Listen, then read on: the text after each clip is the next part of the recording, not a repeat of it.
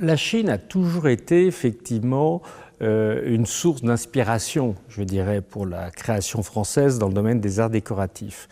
Au Gobelin d'ailleurs, nous avons au début du XVIIIe siècle consacré une très grande tenture à un voyage de l'empereur de Chine. Vous voyez, donc on voit bien que dans la représentation mythologique de ce qu'était la Chine et de son faste et de l'importance de sa cour aussi, c'est un système de cour, la Chine de l'Ancien Régime, comme nous, c'était un système de cour. Donc il y avait beaucoup de relations et de compréhension mutuelle, même de fonctionnement de nos sociétés, qui sont des sociétés de cour. Il y a eu toujours des échanges très importants.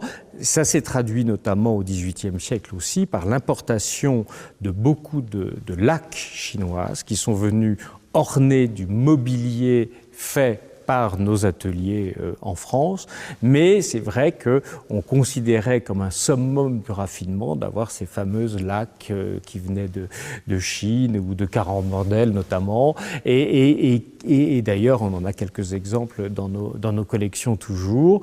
Donc ça a toujours été une source d'inspiration. On l'a retrouvé aussi au XIXe siècle en fait, sous Napoléon III, et on va retrouver dans du mobilier Napoléon III, là encore, beaucoup d'inspiration chinoise. Alors il y a la laque, mais il n'y a pas que ça. Je pense au mobilier de Viardot, par exemple, qui est un mobilier d'un ébéniste très en vogue à la fin du XIXe siècle et qui va faire un mobilier en ébénisterie avec des motifs chinois et qui évoque d'une façon un peu fantasmée ou rêvée aussi, en tout cas, un univers décoratif chinois. Il y a même des formes de mobilier qui vont s'imposer dans nos salons à la fin du XIXe siècle et qui est typiquement chinois. La table basse chinoise qui sera, je dirais, un élément de décoration assez courant à la fin du XIXe siècle et jusqu'à la fin du XXe.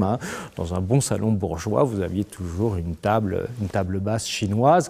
Donc il y a toujours eu des inspirations très fortes et je dirais qu'aujourd'hui encore, chez certains de nos créateurs, on a une inspiration forte qui vient de la Chine, avec par exemple, je pense à des artistes comme Zhao Wuqi bien sûr, mais peut-être même comme Hans Hartung, ce qui est moins attendu, avec lequel nous avons fait beaucoup de tapisseries et qui a toujours été fasciné par exemple, par la calligraphie chinoise. Et donc, on retrouve aussi beaucoup dans les arts décoratifs français ce motif de la calligraphie chinoise comme un élément de décoration tout à fait populaire, je dirais.